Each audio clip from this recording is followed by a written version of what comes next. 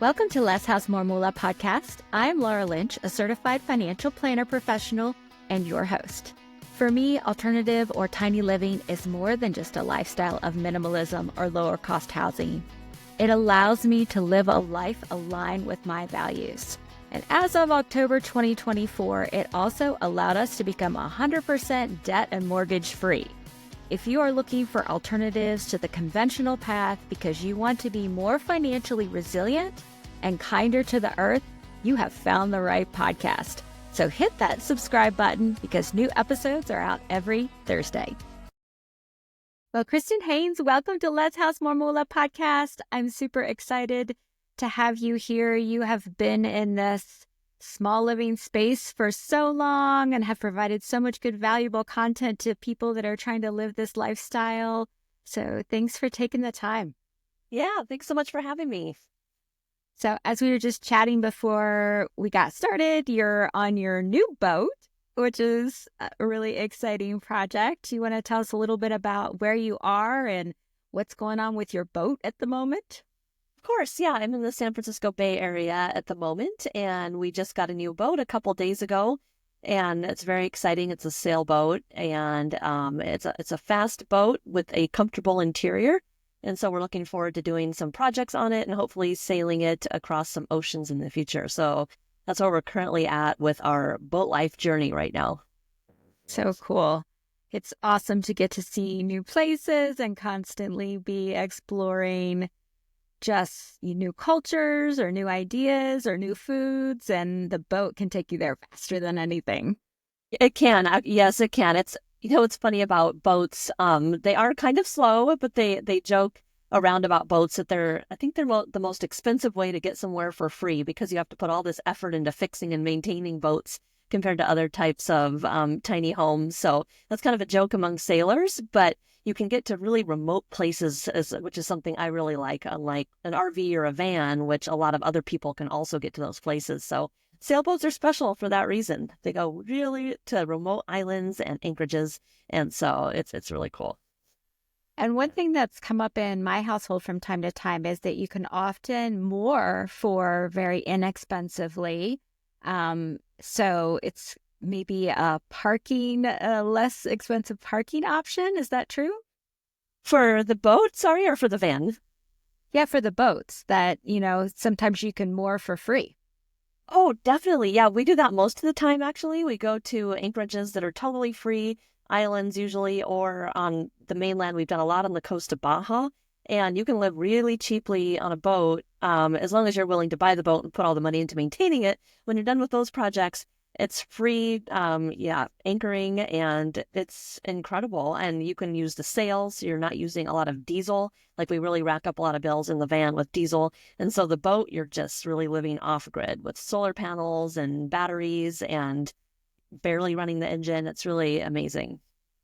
So I'm super curious because, it's not everybody that can sort of move into a boat or a van. What was home like for you growing up? Yeah, so when I was growing up, I lived on, a decent sized house with 2 acres of property. And I think something that I really liked was always being outside. And I think that's something that made me a little maybe better at living in a van and living in a boat because I just love being in nature and being outside. And I grew up hiking and backpacking and just being outdoors. So, and I would say I kind of grew up as a tomboy too. I like climbing trees and building forts and just getting my hands dirty, playing in the mud. And so things like that probably made, if I'd grown up in a city, urban environment, it might have been harder for me to make the transition. But I did grow up out in nature on the outskirts of town. And so I think that really helped with my transition, especially the van life, which is very small. Yeah, as listeners have probably heard me talk about before, we did a lot of camping. And I find that camping kind of has that direct relationship because when you go camping, when you're a kid, it is like your escape, right? And your opportunity to really spend a lot more time outdoors. And I don't know, there's something so exciting about it. And so then when you go into some sort of tiny living, it feels like camping. It really does. And I also think it feels like you're in a fort, kind of. My partner Tom and I joke about that. So we both grew up building forts. And so being in these small spaces just feels like you're in a fort. And especially when they can travel around like a boat and a van, it's like you have this little traveling fort. And so both of us like that aspect of it. Yeah. It's our inner child coming out. Oh, yeah. So you have had a fairly normal path through life in terms of kind of, the working world and corporate and all of that. And so then how did you come to your unconventional lifestyle? And now you make a living that way. What was that transition like for you? Yeah, so that all happened when I met my partner Tom in 2014 now. And we ended up meeting, we're living in a communal housing situation just north of San Francisco in Mill Valley. And so there was one big main house that he lived in. He was in a room in that house, and I lived in a cottage also on the property. And so I met him there, and he had already sailed from the Chesapeake Bay to San Francisco via the Panama Canal. He'd lived on a boat for like 8 years.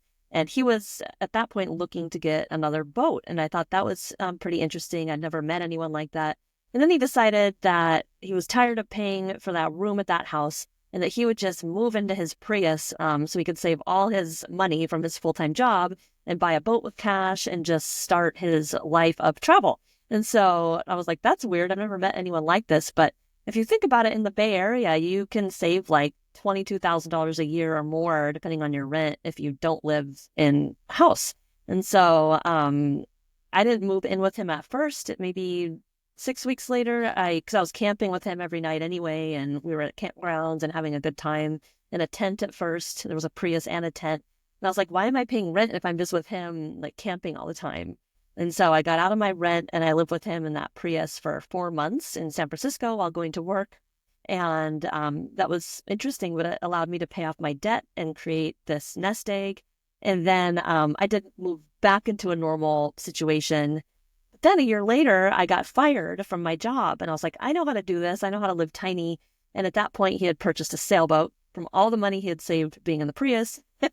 And so I moved on to his boat. And it just kind of went from there. That was 2016. And then I got interested in van life. And in 2018, I got my first van. And so it's all Tom's fault that I live like this. Yeah, it's so amazing. And I was just thinking about, gosh, such an interesting time in our history in which it makes more sense, right? If especially in the Bay Area, to live in a Prius and camp in a tent and pack that up and go to work every day than it does to do the thing that we've all been programmed to do or that we've all been told to do. And it's just an interesting time in history where jobs are so insecure and yet housing just continues, to require you to show up with your rent or your mortgage every month, irregardless of how unstable or crazy the world is around us. You have to continue to pay for your housing in that way.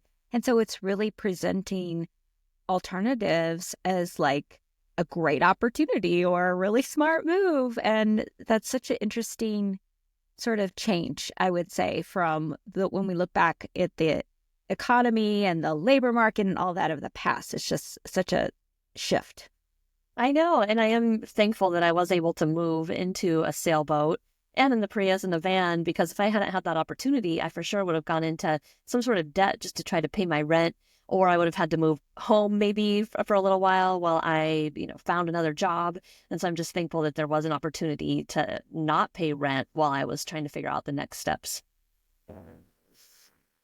Yeah, a lot of people end up, going back home and, maybe that's a good fit for some folks, but certainly it's great to have other options out there. So you've got the van going and you've got the boat going. And so tell us about the full range of your geography and a little bit more about your two rigs and how you balance all that out. Yeah, for sure. So we did start this in San Francisco with the boat in 2016 and the van in 2018. And we stayed there for a while, living and working. And eventually by 2020, we decided we wanted to leave and go travel. And so it was that winter that we started to hop the sailboat south, intending to head to Mexico and go to Baja. And that was the COVID year. So we stopped in Ventura actually for about 8 months to see what would happen with COVID. We didn't want to cross into another country. But by the end of 2020, we did cross into Mexico. in Baja, and we've been there ever since. And so we typically spend winters in Baja on the sailboat, going up and down the Sea of Cortez, and then we haul the boat out when it gets too hot. We put it in a boatyard, and then we take the van into the United States, and we take that to cooler, Minnesota, where Tom is from. We go to Oregon, Washington, California, and just explore the U.S. on those other months when it's too hot in Mexico. So we move around, we migrate a little bit, and so that's our pattern at the moment. Yeah, I saw a bus at Palooza that had typed on it, or its name or whatever, was chasing 77 degrees. Yeah, sounds about right. Chasing perfection, because you can, especially when you have a van, because the van goes pretty fast. The boat, it takes a while, but you still can. But it's nice hopping in the van and just driving somewhere cooler. It's really nice. Yeah. And it seems like a lot of folks, even folks that are just in a van, are going to Mexico these days. And you and I talked before about how the affordability element certainly is attractive. What's been your overall experience? It sounds like good because you go there all the time. Tell us a little bit more about traveling to Mexico. What's that like? Yeah, it's great. We've mostly been water-based in Mexico, so it is super different from us, for us than it is for someone with a van or an RV who's camping along Baja, because we just anchor the boat at mostly islands. There's a lot of islands down the coast of Baja, so we're remote and separated from people most of the time, and we hang out in anchorages, and there's other cruisers there, so it's a really different experience. But we do go ashore and go into town and go grocery shopping and tie up at a marina sometimes and explore, and all that's been lovely. It's been fantastic. The people are wonderful, and the food's really good, and it's way cheaper than the U.S. And where we are in the boatyard, which is in Puerto Penasco, that's way in the northern part of the Sea of Cortez. There's a boatyard there full of cruisers who are working on their boats, and that creates a nice community and place to do boat maintenance, because all boats needed a lot of work. And that town is affordable. We like to go out to dinner, and it's only like $15. And I went out to lunch with a couple girlfriends, and that was $5. And the groceries are cheaper, and it's just a very affordable place to be, which is nice. And so that's an added benefit of being in Mexico. And so we really love that part of it. Yeah. I'm sure that you have written a lot about parking, both probably for the van and the boat. Before, when you and I talked, you mentioned some of the challenges that you face in the Bay Area with parking. So what's a quick overview, or what are some of the key highlights that you have learned, or ways that you've adapted to the parking environment, especially now that there are even more people out there doing van life, and probably the environment has shifted in the time that you've been doing it. So what do you have to say about parking for folks that are considering van life these days?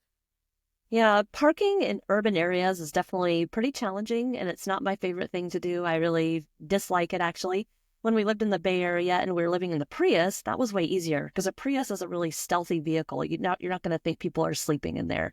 And likewise with our Astro, that looked like a passenger van, and that was easier to get away with parking in places like city streets or marina parking lots. But with our Sprinter van, which we now have, it definitely looks like a camper. And we don't do city stealth camping anymore just because it's too stressful. We think someone might come knock on the van. We did it for a couple nights in the last few years, but we really don't like urban van life at all. But I know a lot of people have to do this. If people are living in a van because they need to save money, there are ways to park in cities. You just have to have a van that's very stealthy, like no windows. It looks like a work van, or it could be a minivan. I just interviewed someone on my blog who lives in a Chevy Suburban, and he has a full-time job at a restaurant in Colorado. And so he's able to park anywhere in that city and undetected. But if someone has a real van that looks like a camper, it's super challenging, and I don't recommend that if people have to be in cities. But what we normally do is we camp in nature, called boondocking. And this is where you can camp for free on public lands for usually up to 2 weeks in one place. Then you can move maybe 30 miles away and go another 2 weeks. And that's all free. And so we typically do that sort of camping, or we go to campgrounds, or we go to rest stops, truck stops, or legal places. Because it's just, for us with the Sprinter, it's too stressful to try the urban stealth camping these days. So it is challenging. A lot of cities don't want people camping, or they kick people out, they make it illegal. And so we just try to avoid that altogether. But it's definitely become harder over the years. Yeah, it's so interesting though, because so many people are adopting van life. It's kind of a friction between what people want to do, right? And what is being allowed. It's kind of like the legalization of tiny houses too. Like people want to live in smaller spaces and the municipalities just aren't moving quickly enough. I mean, some statistics show that there's 3 million people in some version of van life. It's a lot of folks out there. I see them everywhere, especially when we're traveling, just so many people that are out exploring the world. And yet, I guess probably those numbers have made it, so much more challenging to do it without having people bang on your doors. Yeah, for sure. And that's why it is better to go to public lands and do dispersed camping, I think, for people who are doing van life. It's way more relaxing. It's beautiful. You can get deep into nature. And so that's definitely my recommendation if people don't need to be in a city going to a job. Yeah. So what problems has living small or tiny or alternatively, however we want to talk about it today, solved for you? Yeah, for sure. It's helped me save quite a bit of money. That's probably the main benefit that I've found from living in the Prius. I was able to pay off my debt that I had had for, it wasn't even that much debt, but just with paying rent and paying all these bills, I had to get rid of that rent payment to pay off my debt, and I did. So that was huge. It allowed me to save money for the first time. And then recently, as my blog and online business has grown and made me a decent living, I've been able to put most of that money into my 401k and into my savings.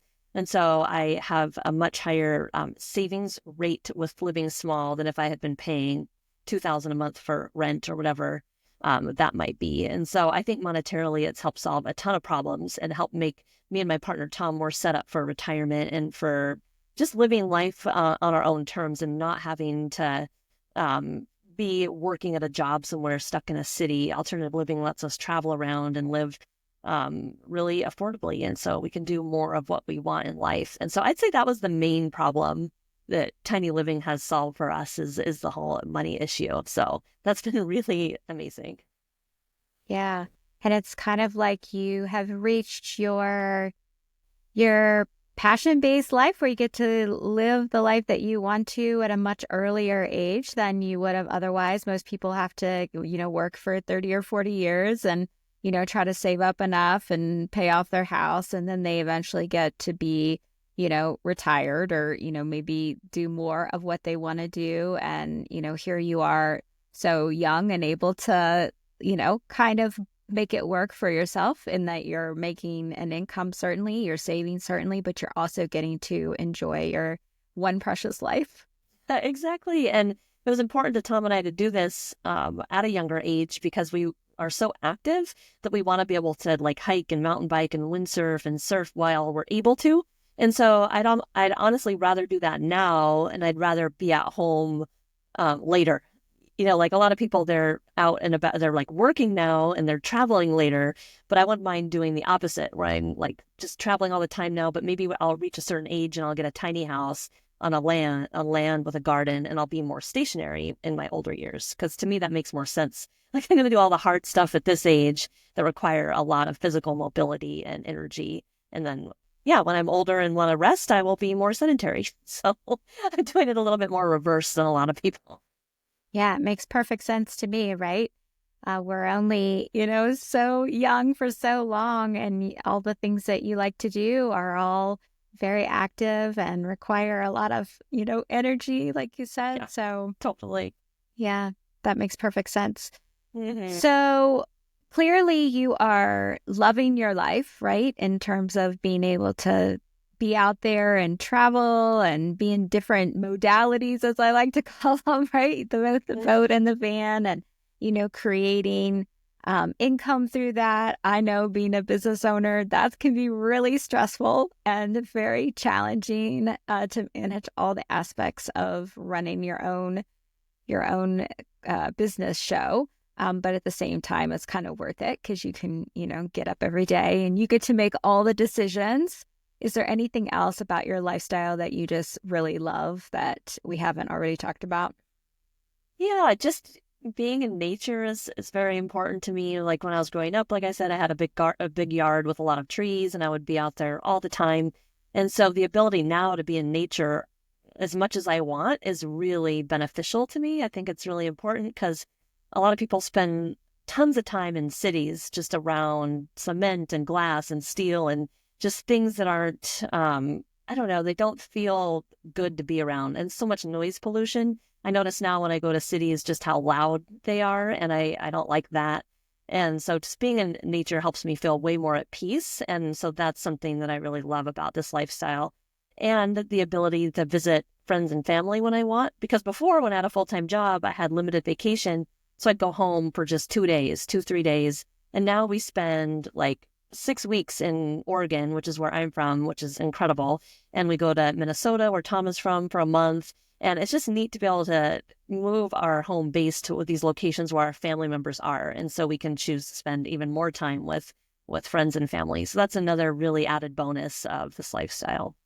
Yeah, I agree with that. I think it's great to be able to, especially as our families, members have certain, things that crop up, and it's nice to be able to show up for them for a period of time and not be like, oh, gotta go, have to Yeah. be back to my job. You can bring your job with you, and you can, balance all that. And it's, I think, just a more family-centric way to live your life than the way that we kind of thought we were going to go. Yeah, I agree. So if you could change anything, is there anything that you would change? Or have you Oh, ironed out all the kinks? Yeah, no, there's still kinks. I think what's interesting is I'm trying to think of what I would change. I would like to eventually add more of a home base to the repertoire, like a tiny house on a property or a cabin. Because one thing about traveling all the time is you do get tired of traveling, and it's nice to stop. Like I've noticed that sometimes when we go park the van somewhere for a few weeks, it's just so nice just to not be thinking about where are we going to camp next, or on the boat, what's the weather doing? What anchorage can we go to? There's so many decisions that are made with this lifestyle that it can be very tiring. And so I think like having that stability at some point would be really nice. And that'd be the next step I'd look for in this lifestyle, is having that land where, oh, I can go somewhere for a few months and just chill out and work on my projects and stop for a while. I think that would be a definite benefit. And that's even more important, I think, in the van. When we're traveling in the van, it's a very small space. The boat is a much larger space. And so that also feels better for me to do that transition between the van and the boat, to have those different types of models of tiny living, because the van does get cramped with 2 people in a small van. And the boat is way bigger. It's almost like being in a RV. It's just a bigger situation in here for us. So I do like the ability to transition between those 2 modes of tiny living. I don't know if I could do van life full time. I don't know. I think that'd be hard. But yeah, so that's where I would see it in the future. Yeah. Yeah, it's funny how it's always nice to have some variety, no matter what kind of life you're in. And, we know wealthy, right? They have 6 homes, right? All around the globe, right? And so when you're in tiny living, it's nice to have a couple of different options. We have a Lance truck camper that, of course, is our tiniest. And then we got the 300 square foot tiny house. And we just got some property up in Colorado that has 600 square feet cabin on it. And it's like, it feels super big, right? That's nice. That would feel huge. I love that idea. So I'm glad I'm not the only one with multiple tiny homes. I don't feel so bad now. Yeah, because it's nice to get in your, to go between the 2 places and to look forward to what you're going to do there at the new place. And if you're kind of in the same thing all the time, you don't get that anticipation that can be Yes, very just true. really fulfilling. Yeah, I agree. So I know you often talk about how you make a living on the road. What are your key tips for folks that are trying to figure out how to, especially now that people are getting recalled back to work? So what are your thoughts at this moment in terms of making money on the road? Yeah, a lot of people I talk to are van lifers, do try to create their own businesses on the road, because I think that is the way you can have the most flexibility. It's hard to work for an employer and travel. I haven't personally tried it, but I'm just imagining having to work 9 to 5 and be in a van all the time just doesn't sound as fun to me. To be chained inside the van as the office, that just sounds hard. Some people probably do that, but a lot of the people I've spoken with create their own businesses. Mine is a blogging business, which is, content creation and blog posts and Facebook posts and just everything surrounding content creation and van life. But that's not the only method of working and starting your own business. Some people are freelance writers. I did that for a short period. That's a really good one to do because even bloggers like myself are looking for freelance writers. So writing can get people in, if you like that, into a lot of different venues for making money. And being a virtual assistant, that's a great way to make money online, or just whatever you can think of. I think some other people I've interviewed for my site, this one woman makes custom camper van sinks. And that's what her type of remote work is, like doing art. And you can even sell printables on Etsy. I mean, making money online and starting your own business, there's so many opportunities. Of course, there's a big learning curve. When I was learning blogging, it definitely was not easy. I had to take, and I'm still taking courses on how to make money online. I'm still learning, but there's so many ways. And if you can just pick a way that like you're passionate about or you're good at, there's ways to make money online. It's ridiculous. Many ways for her. And so that's what I would recommend is start your own business, make money online, and, try not to work for an employer. Because I think that's harder, especially as you said, with people being recalled back to the office now. Yeah. Yeah. I always say to figure out what that thing is that you can wake up for every day for 5 years. And, there's like things that we can get into for a short period of time, but you have to really like dig deep into your soul and figure out what can I get up, because it takes that long, it takes some time to build up both your skill set and your knowledge base. And also just to get any traction on the internet, right? This takes time. And so you have to be able to stay at it and keep doing it and be passionate enough about your message or your product or your service that you will continue to get up for it every day for 5 years. Yes, it is hard. And starting the blog, I probably didn't make a decent income for like 2 years. So it is a long-term thing, like making money online, but it is possible. It's definitely not a get-rich-quick scheme at all. It takes time and effort. I treated it like I'm getting a new degree in this thing in blogging, and I got to treat it like that. Like you really have to learn and be invested in learning and putting effort into it as well. Yeah. And that was probably a natural segue for you, right? Because you came from radio broadcasting. Yeah. So I already knew like kind of what kinds of articles people liked reading, and I already liked to write. And so that was helpful for me. So it just fit well into my skill set, but I still had so much to learn. It's incredible. So, but that's fun. It makes it interesting to keep on learning after so many years. Yeah. Awesome. So you have such a, wide audience and you're hearing from people all the time.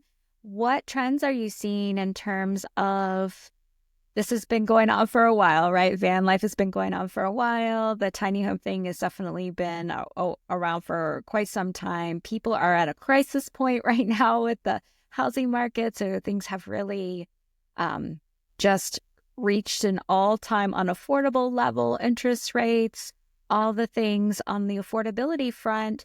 But there has been plenty of time for people to get really excited, HGTV, YouTube, about these ideas. Is there a coming down from the high of alternative living, do you think? Or is it just getting more and more important for people? Yeah, I think it depends on who the people are. I'm not quite sure numbers-wise what the trend is looking at, but I do know that, as you said, the rents are going up, jobs aren't really matching the rents. And so what I hear from people interested in van life is some of them just don't want to pay for apartments anymore, and they're looking for ways to get into it. And so I get a lot of messages like that from people, but other people are also just retired and they're not really having financial problems. They just want to go explore in the van. And so there's different types of people who are getting into van life and RVing. It's not just people who are squeezed monetarily, but it makes up many different vast aspects of the population, which is interesting. And some are just part-timers that want to go in the van for a few months a year. I get people like that, or people who are traveling nurses and want to live alternatively instead of just paying rent in various cities. So it really runs the gamut. And I do think there is more awareness about it. Of course, like in 2015, when I was in the Prius, there wasn't much awareness out there and there were hardly any articles about it. So I do think in that sense, it's probably increasing with the number of people doing it and interested in it. I don't have exact numbers. I don't think anybody really knows because it's hard to survey van lifers sometimes. I think that people try, but there's like just so many people moving around and doing this that it's hard to know just how many. But there are places getting shut down because of too many people boondocking. So it's definitely increased. And some people don't know how to care for the public lands properly, and they're throwing trash around and stuff, which is closing down sites for everyone. So that's one negative thing about more and more people trying this lifestyle, is there's more and more like trashing of the environment. And so I just wish everyone could get into this mindset of like taking care of nature and not trashing it. So we are seeing it runs the gamut of what types of people are doing van life and where they are in their journeys. So it's kind of interesting to watch. Yeah, interesting. Yeah, I was just in Quartzsite for Schoolie Palooza, and definitely it seemed like, because that's a place where people, do the 2-week boondocking and the BLM there. And to the large degree, it didn't look trashed. And then I saw a couple of places where there had been trash accumulation. And I think that is an interesting commentary. The trash thing, it's something that's always on my radar. I remember my dad, every single time we were packing up from camping, he's like, leave it cleaner than we found it, right? That was his motto. And so I would go around and pick up trash before we left. This is not something that everybody is taught to do. And so I too wish that there was a way to have a lot more mindfulness around trash in our public lands, because trash, back in, at some point in history, all biodegraded, but now it's all plastic. So It's going to be there forever. Like totally different trash today. So I know it's hard to see. And when places are getting shut down because of that, it's really sad too. So yeah. Are there other changes you're seeing in the conversation that are different than they were even 5 years ago? I think just that it's more accepted, because back in the day, if you said you lived in a vehicle, people would think you were really weird or crazy. And sometimes they still do. But I think that just because it is in the public eye, it's not as weird. And the normal reaction I get is people think it's really cool, probably because it's like out in the media more, it's in movies, it's just part of the mainstream now. And so, but back in 2015, I definitely didn't want to tell anyone I was living in a Prius. So it's become way more accepted, I think, over the years. Yeah, that's a huge positive change, right? People don't just assume that you're homeless, right? You choose to live this way and get to see a lot more and meet a lot of different people. And it's just a completely and appreciated lifestyle now, which is awesome because it invites more people to do it. Yes, definitely. So that is a huge benefit. Well, I've got some links that we'll definitely put in the show notes for you. If listeners are trying to find or follow you, how do they track you down? Yeah, so they can go to thewaywardhome.com. That's my main website, and that's on Instagram as well. But I do have a Facebook page called the Van Life Collective, and that one is just about van life, where my website is different aspects, alternative living. Van Life Collective has a lot of different posts all about van life. So that's another good way to reach me. So those are the main venues where I'm online. Awesome. Thewaywardhome.com. Yep, that's it. Great. Well, Kristin, thank you so much for taking the time out. I hope that this boat project turns into another dream version of your tiny living, and you get to have a really cool space in there for all the work you do. And thank you for being here on Less House More Moolah podcast and sharing your expertise. Yeah, thanks so much for having me. That was really fun. Yeah, awesome. Less House More Moolah podcast is created, hosted, and produced by me, Laura Lynch, here in my tiny house. I'm so grateful to you for being along on this journey with me. We are not alone in wanting to live a life that is more gentle on our earth and provides us with financial freedom. So when you have a conversation with someone else considering what alternatives are out there, make sure you share this podcast with them. Let's bring them along with us. Please see the show notes for an important disclosure regarding the Tiny House Advisor LLC in this episode.